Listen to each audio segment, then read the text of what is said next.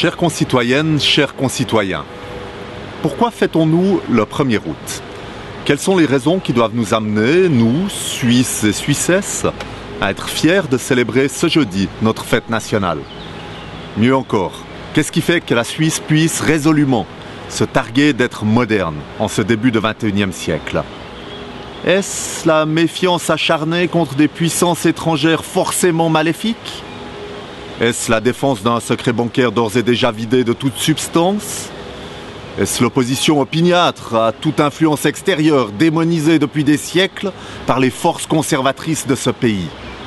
Est-ce encore un serment prétendument gravé dans le marbre en 1291?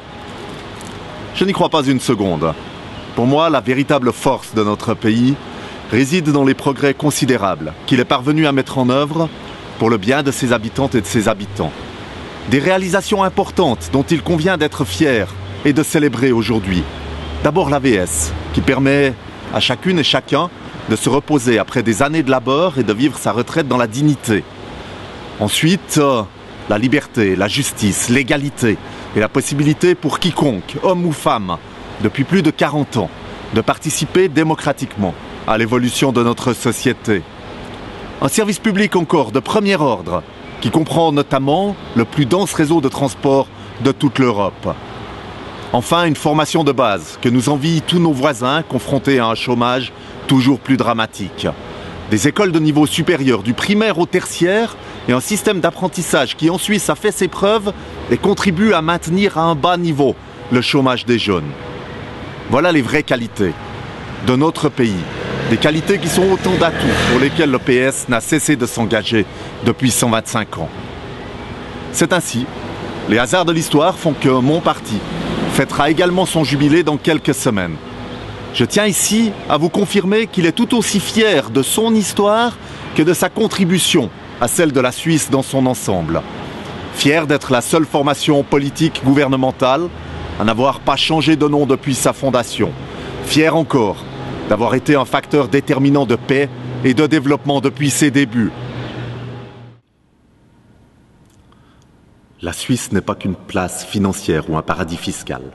Elle vaut mieux qu'un réduit national, un pays sous cloche, aseptisé, folklorique, imperméable au mouvement des gens et des idées. Après tout, la Suisse n'a jamais cessé d'accueillir des résidentes et des résidents d'origines différentes, qui se sont plus souvent qu'à leur tour engagés en faveur de la communauté qu'ils avaient rejointe, en toute solidarité et dans le respect des différences. Ceux-là ont contribué, comme vous et moi, à édifier une patrie où n'importe qui, indépendamment de son parcours, de son sexe ou de l'état de son compte en banque, dispose des mêmes opportunités. Ce sont ces valeurs pour lesquelles le PS s'engage depuis 125 ans. Il s'est battu pour qu'elles triomphent, ici comme ailleurs, que ce soit lors de la grève générale de 1918 ou lors des heures les plus sombres de la Seconde Guerre mondiale. Oui, chers et chers concitoyens, depuis 125 ans, l'histoire de la Suisse s'écrit ainsi. Personne ne peut nier que les socialistes ont activement participé à faire de ce pays ce qu'il est aujourd'hui, qu'il s'agisse de sa prospérité, de ses institutions, de ses infrastructures ou encore de ses assurances sociales. Et croyez-moi, nous continuerons à le faire pour tous, sans privilège. Devant vous, j'en prends l'engagement et je vous souhaite à toutes et tous un magnifique 1er août.